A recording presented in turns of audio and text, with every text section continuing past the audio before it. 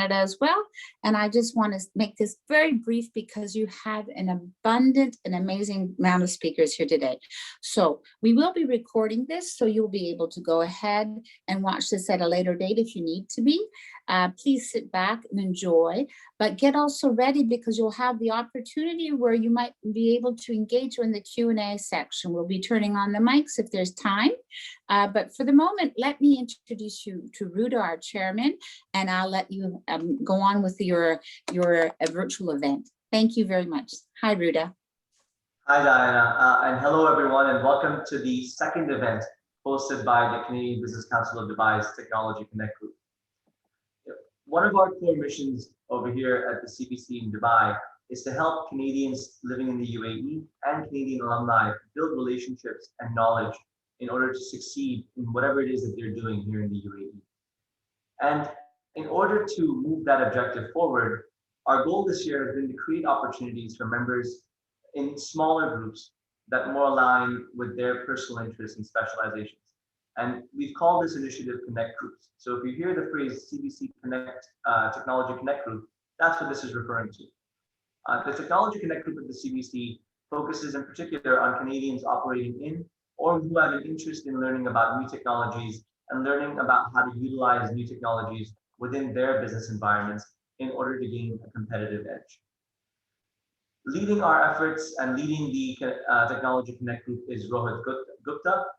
Rohit is currently the Regional Marketing Product Head for MasterCard, focused on driving higher engagement, retention, and innovating within digital marketing for MasterCard. Previously, he worked with Wipro Digital Consulting as a senior partner advisor, providing advisory support to global clients, specifically to retailers, CPGs, and banks. He completed his engineering degree from Carleton University and his MBA from Cornell. Rohit is a real superstar, and I'm gonna vacate the stage and leave you in his very capable hands. Rohit, the mic is yours. Thank you so much, and just right on time, the phone, my house line rings. So talking about technology, I wish I could mute that off. But very, very excited to be here. This is the second one that we're doing. Very excited. On today's topic is about fintech. We have two phenomenal keynote speakers, and we have about 7 fintech companies from Canada that are going to be doing about a 1 to 2 minute elevator pitch, so you can actually see the innovation that's happening in this industry. So the first speaker will be Mr. Shadi Alborno. He's the head of macro strategy, analyzing regional and global economic relationships and providing thought leadership to issues that are impacting the MENA region. Prior to joining Emirates ENBD, he was at Standard Chartered Bank as a senior economist for the MENA region, and he has also held various positions in financial market with a number of banks. He's an avid speaker, an avid communicator for both local and international media, and he's held various keynote speakers across a number of conferences in MENA. And the second keynote speaker is Ms. Jennifer Reynolds. She's the president and CEO of Toronto Financial International, a public-private partnership whose mission is to promote and develop the Toronto financial sector. I know it personally that it's becoming one of the globally leading partnerships within the fintech industry. She has over 20 years of experiences ranging from investment banking, venture capital, to global risk management. Prior to TFI, she was a president and CEO of Women Capital Markets. And she also holds director of board position at Citibank, BFNM, and the Canadian Development Investment Corporation. Lastly, she has won numerous amounts of awards. Just to name 2, in 2015 and 2017, she was voted as Canada's most powerful woman, a top 100 award winner. She has held her MBA from McGill University, and she's also graduated from HBS Women Leadership Program. So with that, Shadi, over to you. Thank you very much, Rohit. I'll just kick off with why the UAE is seen as a leading fintech hub, leading hub for fintech startups in the MENA region. The numbers tell the story. 46% of fintech startups, 47% of all fintech deals, and 69% of all funding, fintech-related funding in the MENA region. This is according to a report by the Abu Dhabi Global Markets and Magnet that was issued out in late 2019. Why leading the pack in the region? A strong dynamic ecosystem, robust legal framework, private capital availability, human capital are all key factors in the UAE's success. However, you are having competing fintech ecosystems that are rising in the region out of Saudi Arabia, Bahrain, and Egypt. Key competitors that are supported by strong government initiatives and private sector funding to boost the industry. The UAE has been looking at what it needs to do to maintain its needs, and key to that has been continually adapting its ecosystem, be it regulatory or funding, to address the changing dynamics of the fintech sector. If you're to ask me as to what is potentially the biggest factor driving the fintech ecosystem in the UAE, it is government support, and it has played a differentiating role in the UAE's fintech ecosystem. The UAE has issued a number of national level strategies revolving around blockchain technology and artificial intelligence. In 2018, a major legislation was the Emirates Blockchain Strategy 2021. So that effectively aims to turn 50% of government transactions to blockchain within 3 years. This will include e-payment services, so a large opportunity for fintech firms in that space. In 2019, also the government began implementing its National Artificial Intelligence Strategy 2031, which seeks to invest the latest AI technologies and tools to improve government performance and efficiency. So given the synergy of applications of AI to fintech, this is another catalyst for the sector. The Abu Dhabi Global Markets and the Dubai International Financial Centers, both of them are government-backed, and they have created these significant and robust ecosystems where fintech startups can flourish. Meanwhile, the regulators, the Central Bank of the UAE or the Security and Commodities Authority, have adopted policies supporting the sector. In 2019, the Central Bank of the UAE set up a fintech office to develop national regulations for financial technology firms. Let's have a deeper look or a quicker look at the UAE ecosystem, just to give the participants an understanding of how it pans out. If you look at the development of the UAE, I would say the UAE just comes right after Israel in terms of the development of the fintech space. If you look at the MENA region as a whole, in the UAE, the digitization of financial services is happening at an unprecedented pace. You're having advancements taking place in payment, banking, financial advisory, capital markets, and insurance. And that is driving innovation and greater financial inclusion. I talked about the Abu Dhabi Global Market and the DIFC. I'll touch about them in a second, but they are effectively offshore financial services hub, and they have been really leading a lot of the developments that you are seeing in the fintech ecosystem in the UAE. DIFC, for example, has created the DIFC Fintech Hive, and a dedicated $100 million fund that gives companies access to accelerator program, in addition to mentorship from leading financial institutions and insurance partners who are part of that Fintech Hive. They've signed key deals with a number of financial services firms and other larger firms, including AWS, Kareem, Cigna, Emirates MBD, my employer, First Abu Dhabi Bank, MetLife, Microsoft, Standard Chartered, Visa. In fact, if you visit Fintech Hive at some point, you can see the name of all these big financial services and big corporates actually plastered all over the place, partners in the Fintech Hive. ADGM, for its part, has created a Reg Lab, which is effectively a fintech sandbox that provides a controlled environment for fintech participants to develop and test their the latest solutions that they are providing under a special regulatory framework. It is the first such Reg Lab in the region and the world's second most active fintech sandbox. Now, there are a number of factors that also define the success of fintechs in the UAE. First, demographics. UAE has a relatively large and young population, or large young population rather, and high per capita GDP, which is a very important driver for product take-up.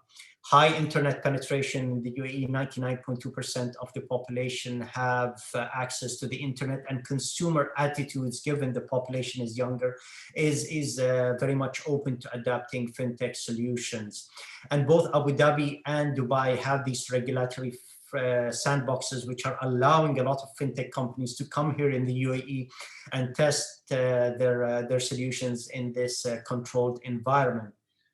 Other factors include simplified licensing procedures. I mean, if you head off to the DIFC Fintech Hub or AGGM and try to set up, it's relatively streamlined, very easy and straightforward. Also, government and private sector fintech funds and accelerating programs are there. They're funding these startups and supporting these startups. Private sector partnerships are also equally important. We have examples including ADCB's partnership with Plug and Play, ADGM, and ADGM joining the Plug and Play's global ecosystem. My Bank and Emirates MBD and DIFC Fintech Hub have formed a partnership to certify fintech startups who have successfully used Emirates MBD's application program interface sandbox to create and to demonstrate innovative product solutions to our customers. FAB and the Abu Dhabi Digital Authority have collaborated to launch the Abu Dhabi Digital Payment Platform to facilitate simplified digital payments. Other examples that you have, big ones, include Visa partnering with the IFC Fintech Hive and Startup Bootcamp.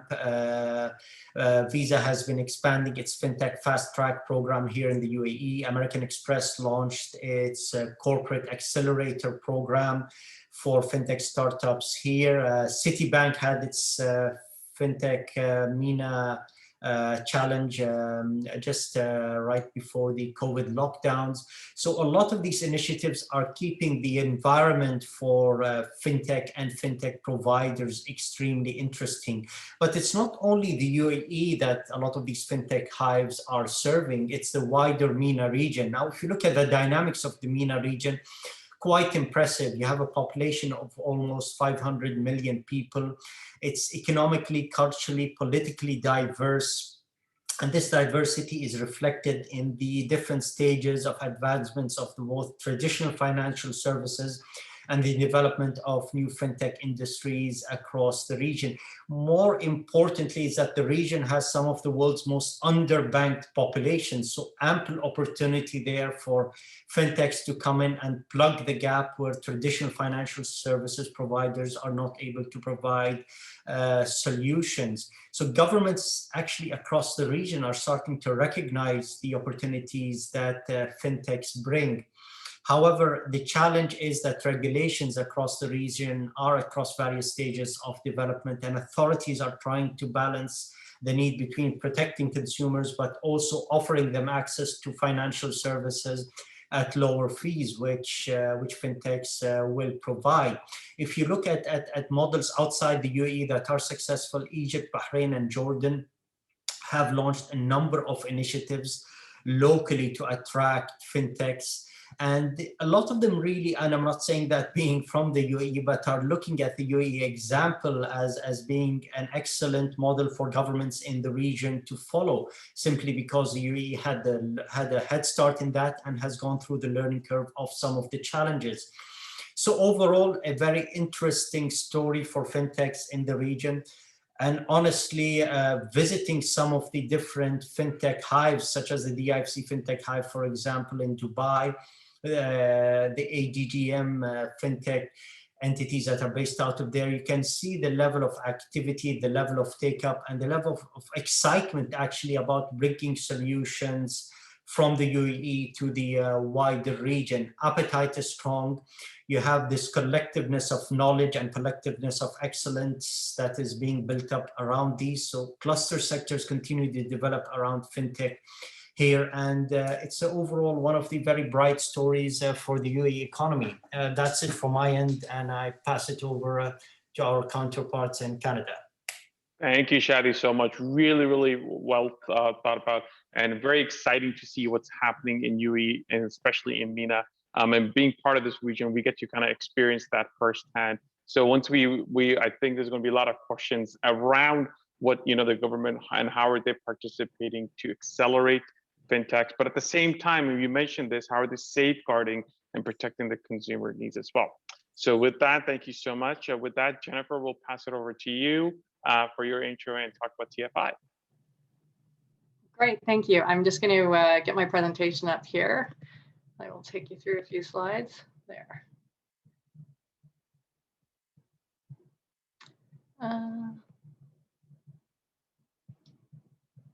Okay, so I'm going to start with just a little bit about TFI, and then talk more about the financial services sector and fintech ecosystem within Toronto and Canada more broadly. Everyone should be able to see my slides now. I'll just go forward here. So as was mentioned, we're a public-private partnership between the largest financial institutions and the 3 levels of government in Canada. And we focus on not only the promotion of the Toronto Financial Centre and the Canadian financial sector, but also issues which go to the growth and competitiveness of the financial services sector in Canada. And clearly, innovation and a thriving innovation ecosystem is critical to the success of any financial services sector today. That just gives you an idea of some of the folks who are on our leadership council, so the CEOs from the large financial institutions and ministers of finance and the mayor and the premier of Ontario. But we do represent the broader financial services ecosystem clearly, whether that's academia, our economic development associations we work with, different business and professional services providers are also a part of our membership. We have many, many global partnerships, of course, with Dubai and Abu Dhabi, but really we work very closely with many sort of sister organizations and different economic development organizations throughout the world in financial centers. So I'm going to talk briefly about the broader financial services sector and then dive into the fintech ecosystem. So Toronto is the 2nd largest financial hub, financial center in North America. We're also, one of the lesser known facts perhaps is Ontario is the 2nd largest tech cluster within North America. So we've got a huge pool of not only financial services talent, but tech talent in the region. So that's really allowed our fintech ecosystem to really flourish. I think that's sort of been the defining characteristic, and I'll talk a bit more about how that has helped fuel the growth in the fintech ecosystem. Clearly, we're known for a very stable banking sector, very consolidated. 5 of our largest banks really represent the bulk of the assets within the industry. Huge amount of tech investment going on, of course, even within those 6 largest banks, about $13 billion annually is spent on technology. Insurance is also a large sector within Canada. We have 3 of the largest insurance companies globally, and also a very healthy property and casualty insurance sector here too. Our life insurers like Manulife and Sun Life, very international. The vast majority of their earnings are actually from outside of Canada. Pension funds, I think, are well known globally. Global investors, clearly about 57% of their assets now are held outside of Canada, 3rd globally in terms of total assets. And if you think about our financial institutions and the pension funds, it's about 10 trillion in assets. So very global perspectives within that group as well. In terms of the stock exchange, I think we're known for mining, certainly oil and gas, but we actually have the most clean tech listings globally.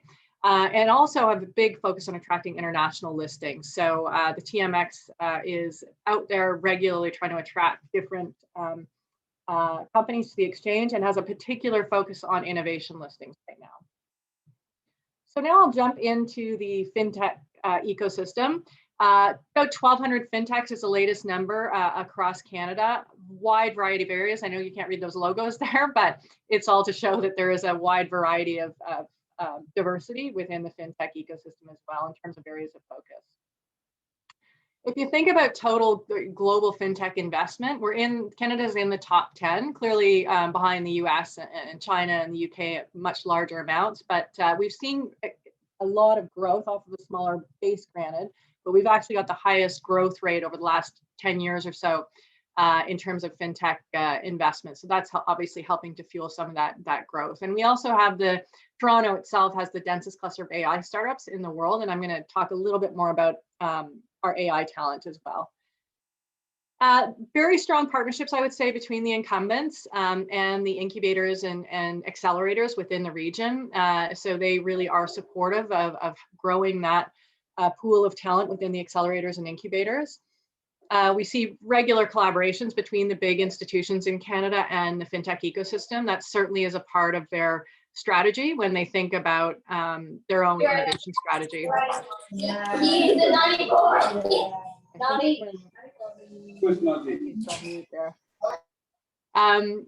This just gives you a quick list of some of the fintech accelerators here. I won't leave it there, but we're happy to share this presentation if anyone is looking for more information on those particular organizations.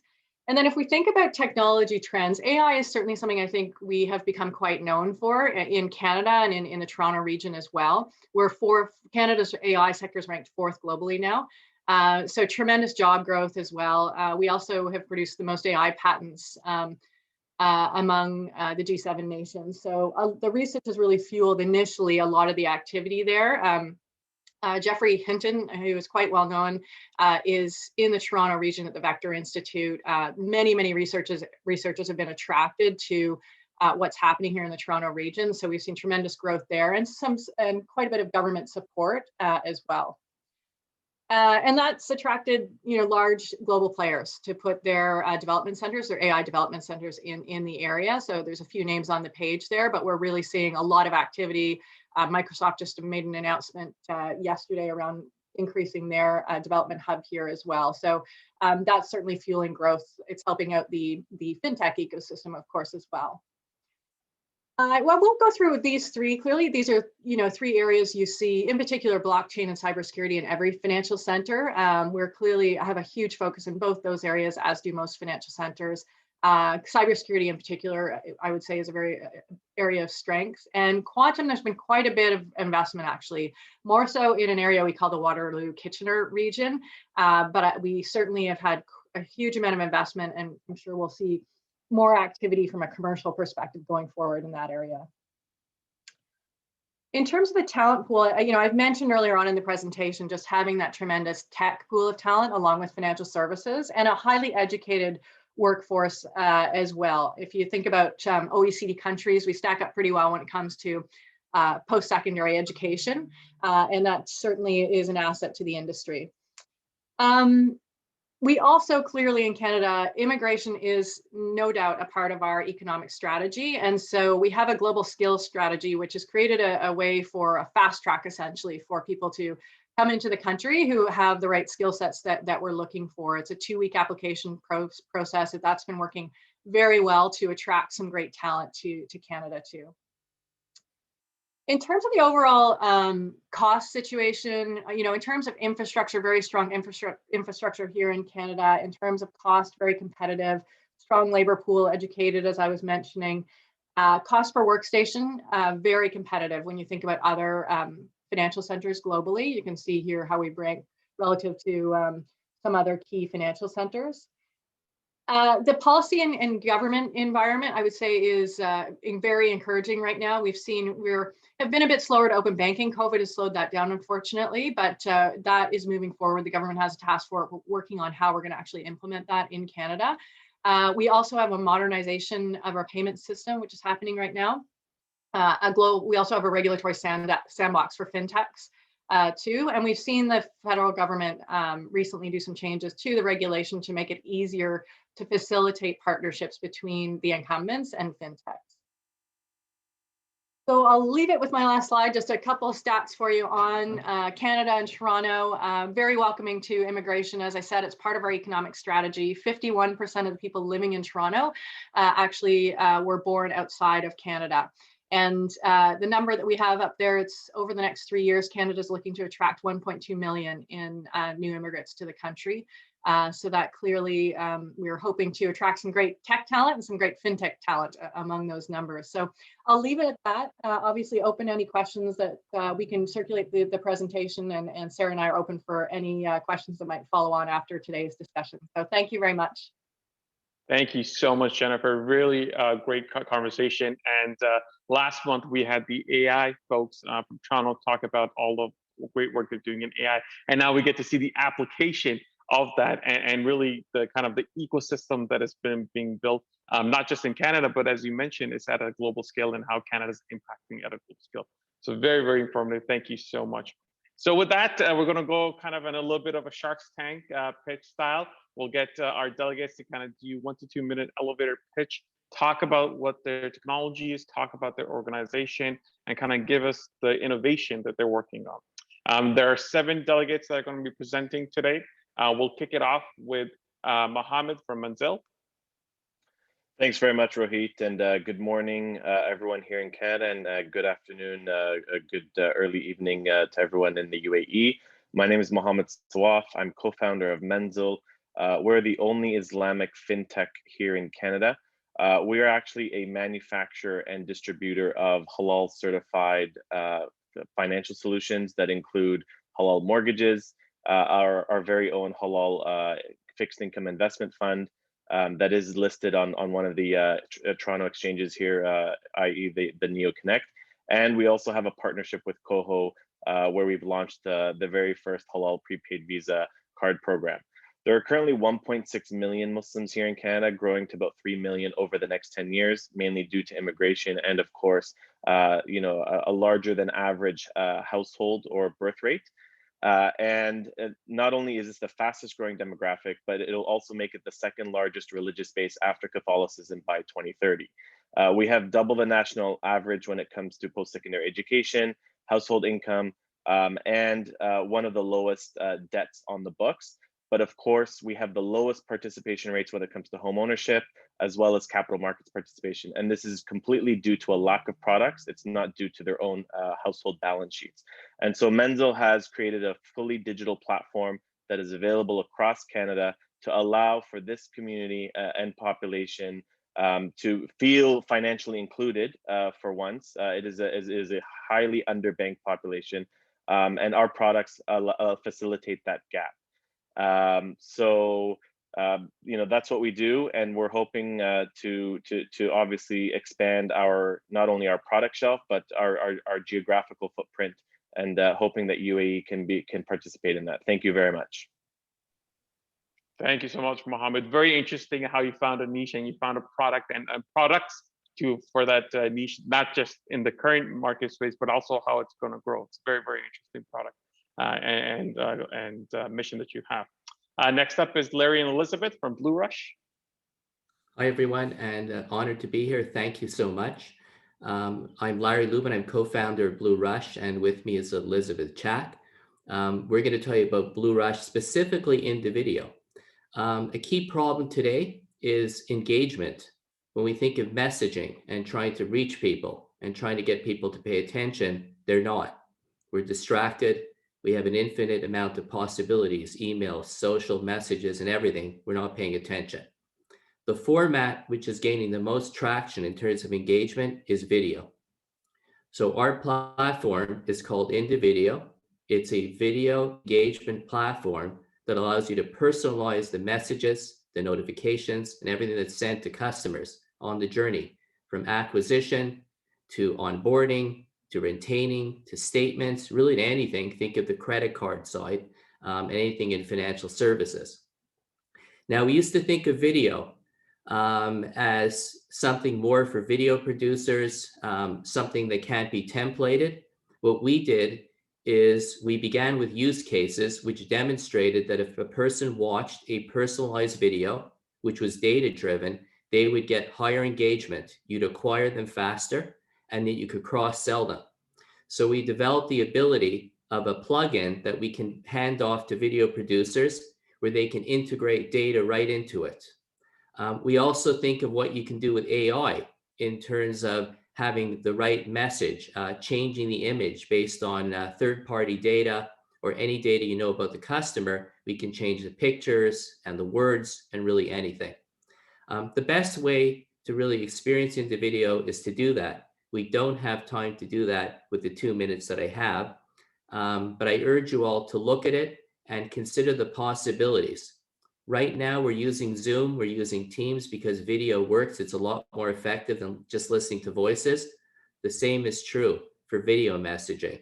If you send personalized data to customers at the right point in time, you'll sell more, create a better customer experience, and help a lot in customer care. That's really our sum up, and I thank you for your time. Thank you, Larry. Very interesting. You know, we went from static sites to dynamic sites. We're using A/B testing, multivariate, and now we're going into multimedia of dynamic content. Very, very interesting. Definitely looking forward to learning more about that. Thank you so much, Larry. With that, we're going to have Amin from Data Performers.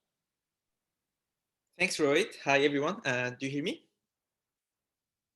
Yes, we can. Yeah. Amazing. Thank you. I will quickly share my screen. I'm not going through the whole presentation. So my name is Amin. I'm the co-founder of Data Performers. We are specialized in applied artificial intelligence based here in Montreal. So the problematic basically that we are solving here for financial institutions is the fact that employees spend a lot of time gathering manually data, basically external data about their business clients. So our solution, Footprint, comes in as an RPA AI solution to collect external data about their business clients. And of course, it takes care of the whole workflow, which is integrating this data with internal data of the financial institution already, and showing the insights after using our AI-based algorithms. So I would say it's a very simple way to frame it like this. We have used it in several use cases already, whether it's to improve client retention. So in many cases, you have outdated data about your clients because they sent you financial statements 2 years ago or something. So you would like to understand the growth of the company and how you can meet their expectations. You can use it also for upselling, so you can detect opportunities to sell them other financial services, investment intelligence, etc. We have already proven results with several departments, whether it's business client departments, but also insurance and foreign investments. So our tool is also used to attract foreign investments to Quebec. And in few words, our solution, of course, is it's an on-site deployment. So it's a private cloud. The data never leaves the facilities of the bank. We have 80% automated and 20% customized based on the objectives you would like to reach. We have also pre-built algorithms using another of our technology that we actually use here. And of course, even with analyzing the external data sources, we have NLP, strong NLP algorithms here. One last word about our company. Our expertise goes actually beyond AI. All of my colleagues come from different engineering background, whether it's actuarial, financial engineering, etc. This makes us able to understand very well the problems of the financial institutions. And finally, some of our clients here. So we can see we work with some major Canadian players like Desjardins and Investissement Québec. And we have also other clients in other fields like Autodesk, Toyota, etc. We have some key partnerships as well, whether it's Plug and Play Fintech in Japan, but also Station Fintech here in Montreal. And thank you so much for your attention. Don't hesitate if you have questions. Thank you. Thank you. I mean, very interesting to see how you're solving customer problems and business problems at the same time by making sure we're focusing on the end consumer and how we can better serve them. Very, very interesting. And with that, a next solution I know very dearly, Flybit. MasterCard is one of the investors in it. Amir and I, we work on multiple deals together. We work very closely. So here's another product that also solves for consumer problems as well as banking problems. Amir?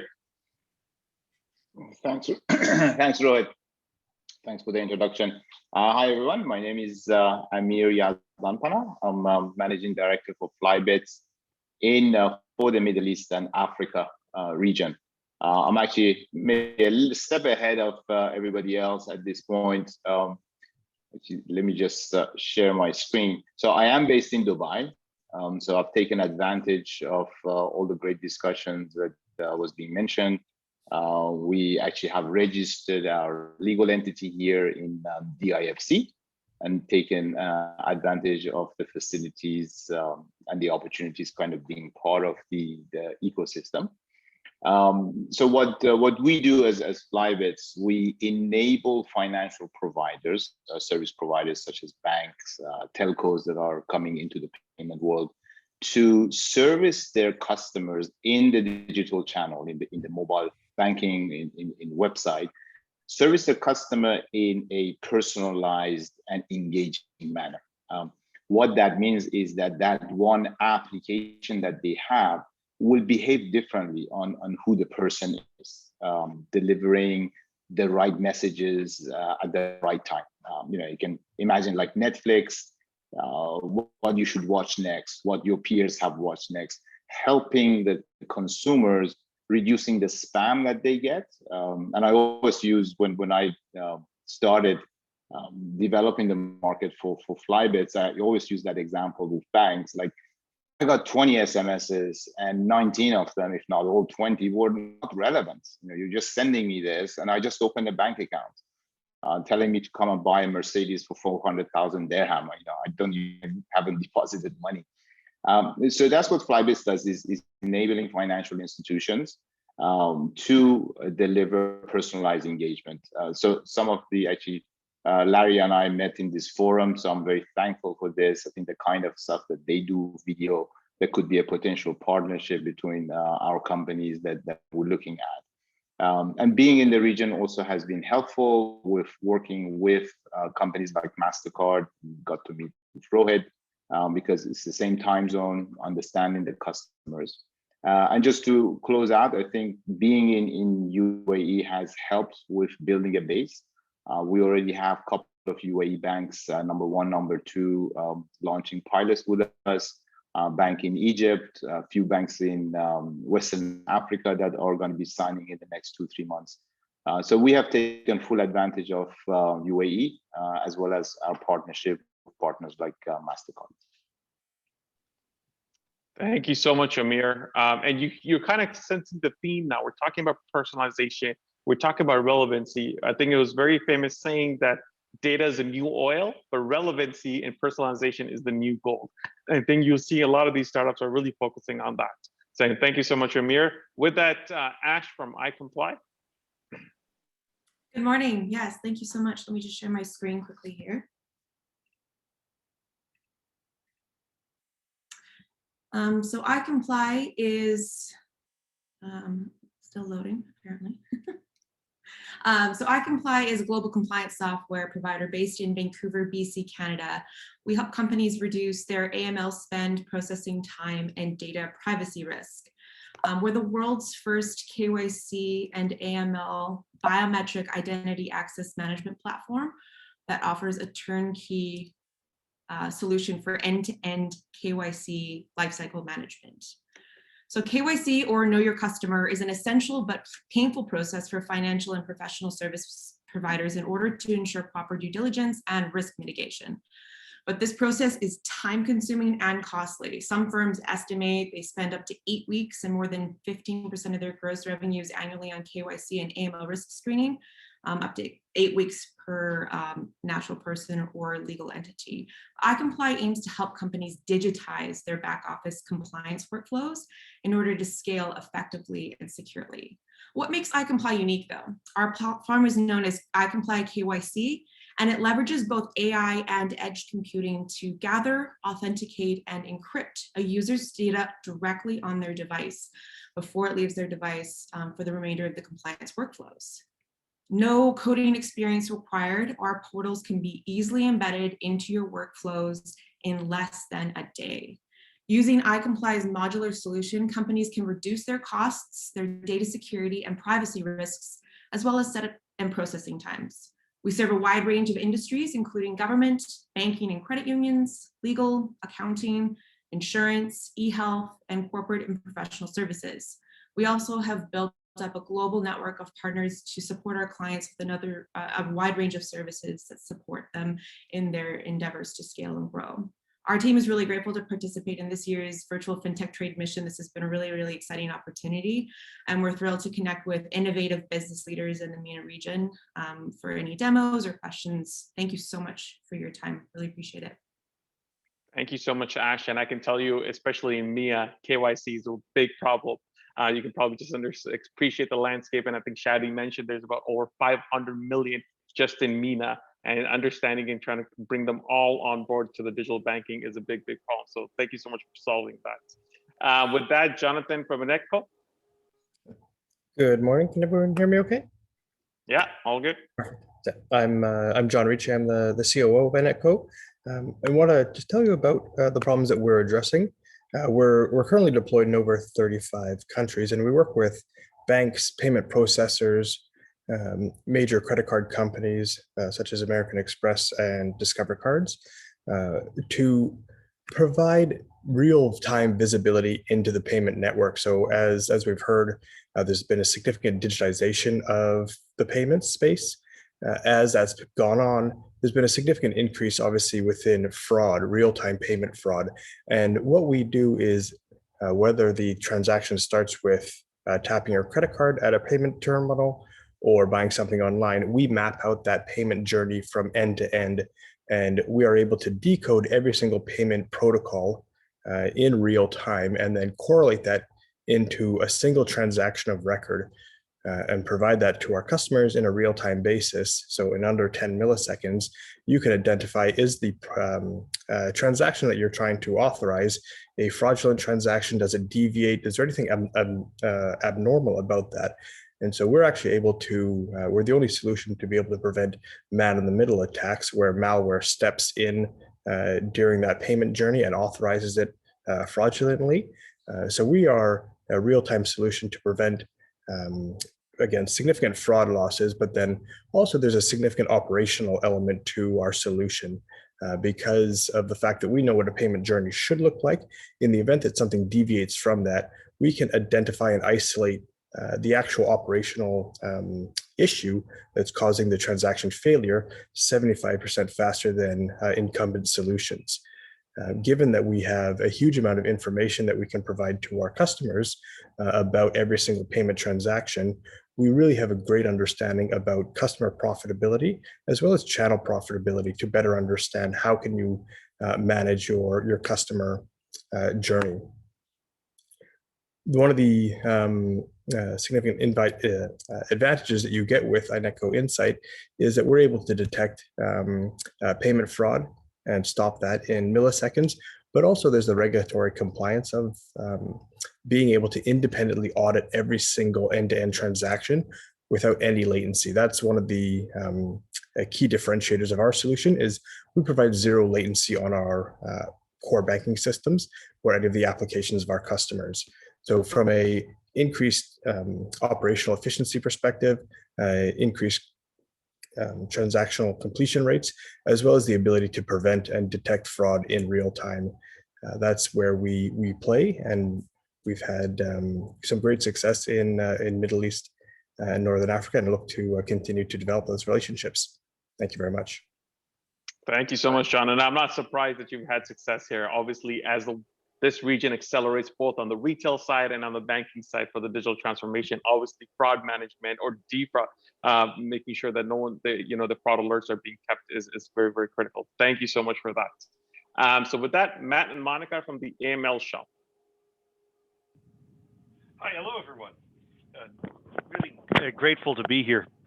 Listen, 15 years ago, I was a forensic accountant who worked as a financial intelligence analyst with FinTech, our financial intelligence unit for money laundering and terrorist financing. That was a sad experience because they gave me neither a shoe phone nor a calculator watch. Nevertheless, over the last 15 years, I've developed a specialty together with my team of 20 in analyzing transactions and analyzing counterparties to isolate money laundering and crime risk. So we get involved often in due diligence assignments in the case of mergers and acquisitions and investment deals to find out backgrounds about the parties and to understand the provenance of their funds. We get involved in the design of systems and the tuning of systems, particularly when it deals with high financial crime risk areas. So cryptocurrencies is one of our specialties. We developed the entire anti-money laundering and financial crime constraint system for Canada's first Canadian dollar stablecoin, issued by BVCI and called CAD-T. And we love those sort of innovative fintech approaches to AML. It sure beats risk rating a checking account. So we're glad to be here and looking forward to collaborating with all of you. Thanks. Thank you so much, Matt. Definitely one of the interesting topics, not just for UAE, but I guess for global, as more and more especially through Bitcoin and anonymous transactions become more and more real. Thank you so much. So with that, last but not least, Olivier and Sophie from Wonder AI. Hi, good afternoon, everyone. So let me share my screen.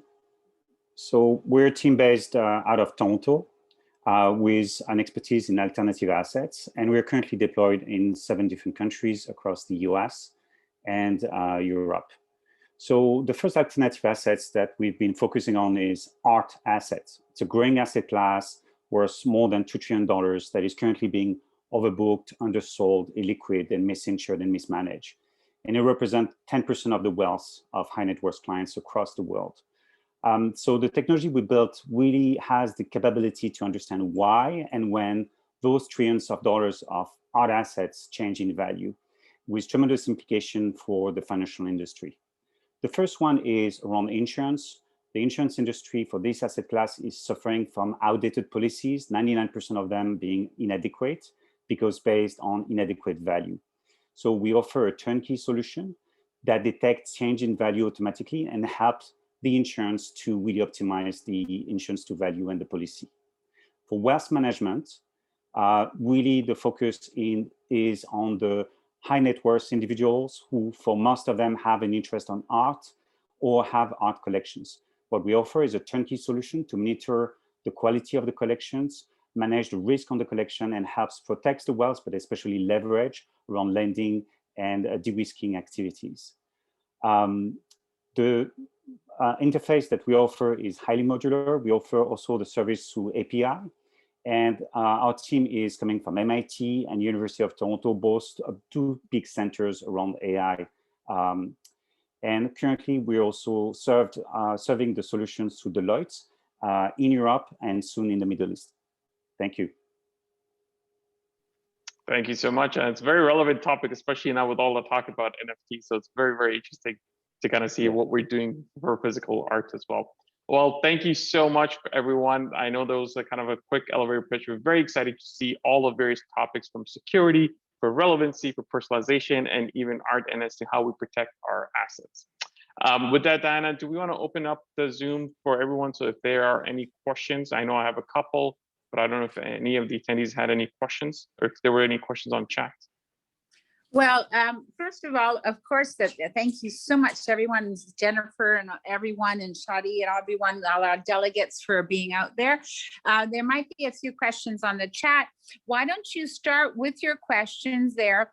And I will open it up to everyone so that they can go ahead. And if they feel like it, they can put their mics on, they can put their videos on, and then we'll go from there. And all they have to do is put their hands up in the chat, and then Rohit will see you. Thank you. Perfect. Thank you so much. So, well, first question, Jennifer, let's start with you. We've seen, especially with the last 7 pitches, there's been a huge acceleration of innovation and transformation. In your mind, as we saw from your presentation, all 5 banks, Canadian banks, are also building their innovation centers and their labs. What are kind of the forces that are going to shift these traditional banks? And what are the top 3 trends that you foresee coming in within the next 5 years? Well, I think one of the things we've seen as a result of the pandemic, actually, is banks have been forced to move a lot more quickly than they used to in the past. And I think we were feeling that push from the fintech ecosystem and competition generally prior to the pandemic. But I think it really accelerated that. And I think that no one ever wants to call a bank agile, but I think they're going to have to be increasingly agile in this new world where clearly the pace of digitalization has increased rapidly, no matter where you are. And so I think that certainly is going to drive some different behavior within the banks. I think also just financial inclusion is going to be, that I think is something we're going to see grow at an exponential pace. And I say that when I think about individuals and also small business. I think there's tremendous opportunity to better finance small business and to allow those companies to grow more quickly.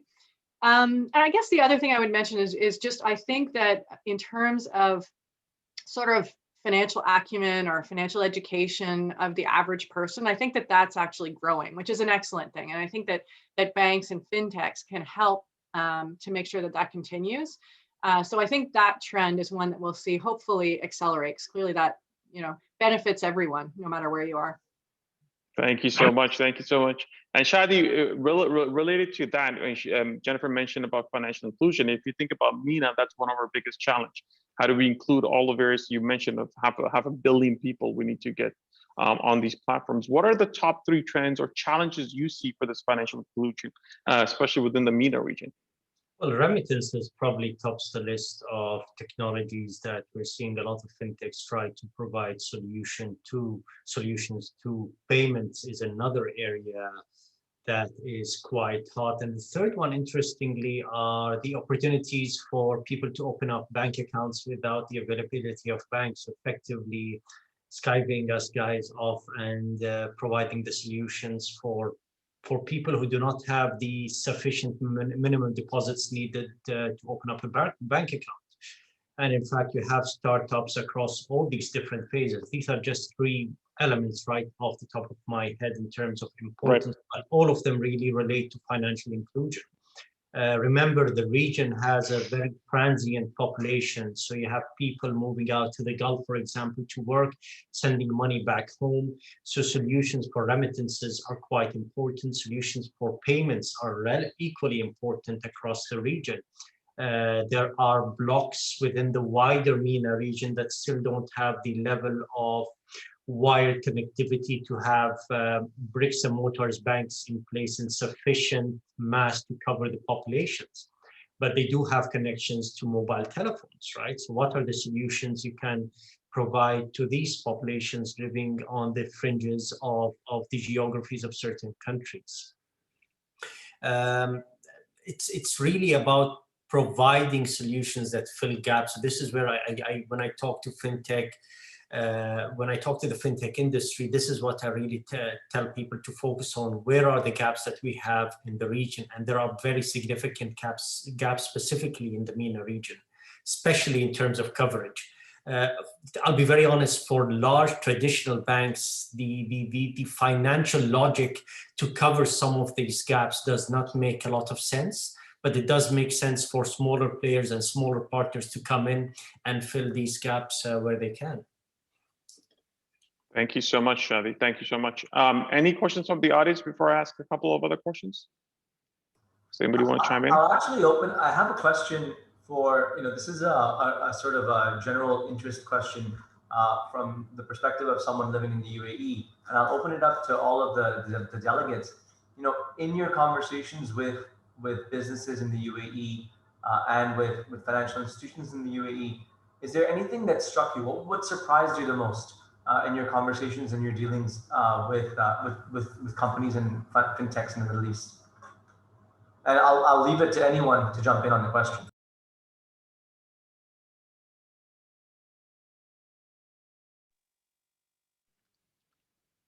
Any of the delegates would want to take that?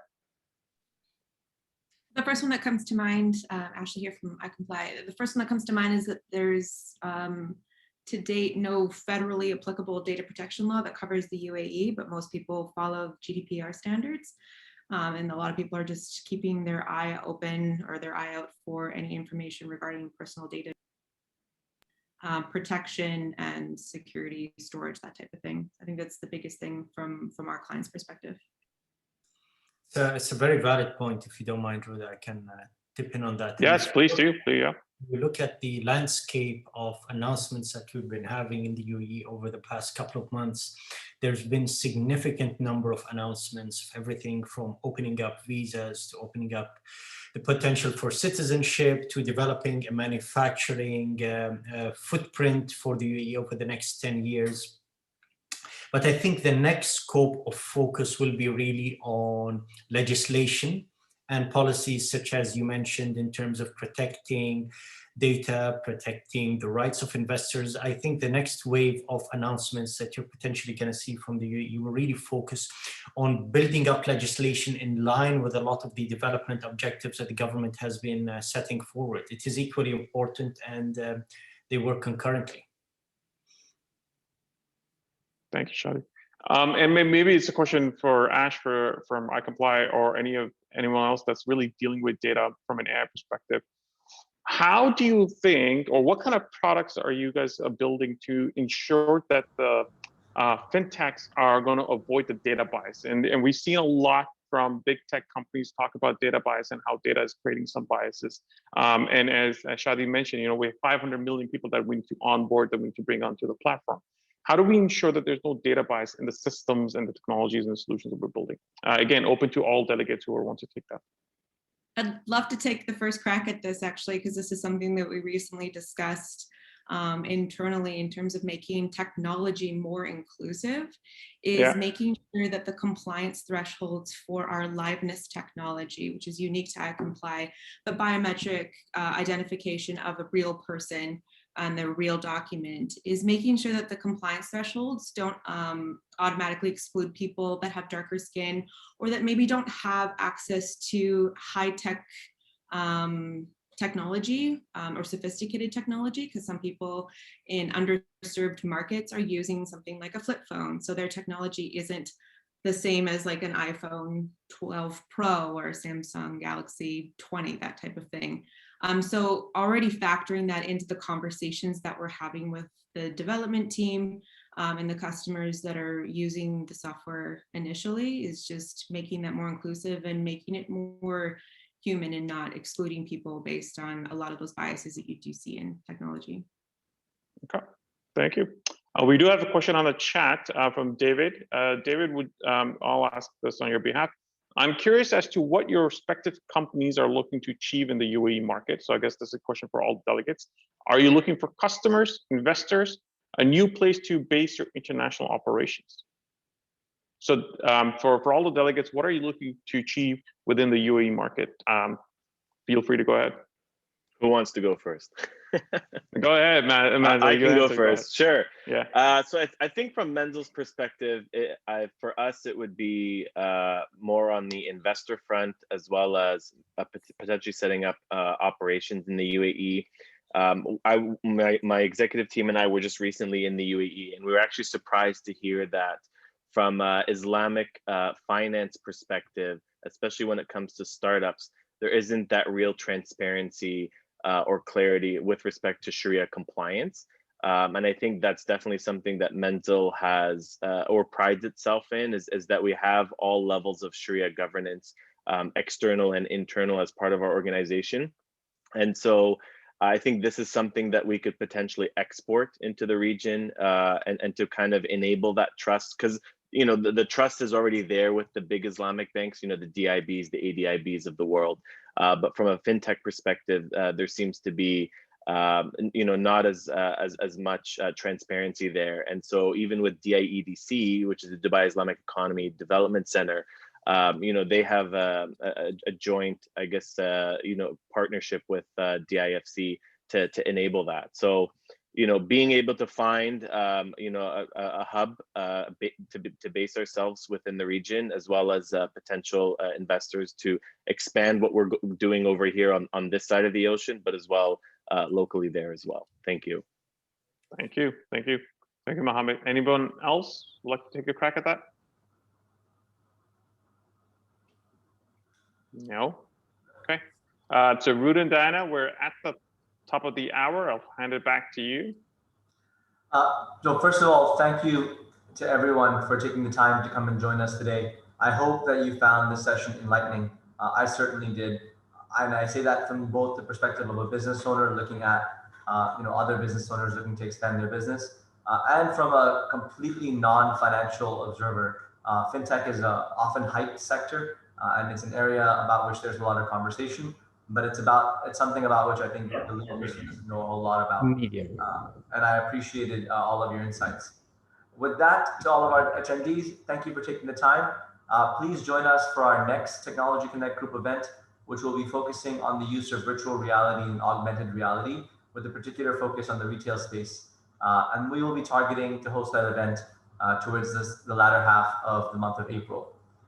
Thank you very much. Thank you to our speakers, Rohit, Jennifer, Shadi, and thank you to all of our delegates. And again, a shout out to Sarah, Diana, and Rohit for helping with the logistics and getting all of this done. Enjoy your evenings or enjoy the rest of your days. And I look forward to keeping in touch. Good night. Bye-bye. Good night. Thank you. Good night, Thank you. everyone.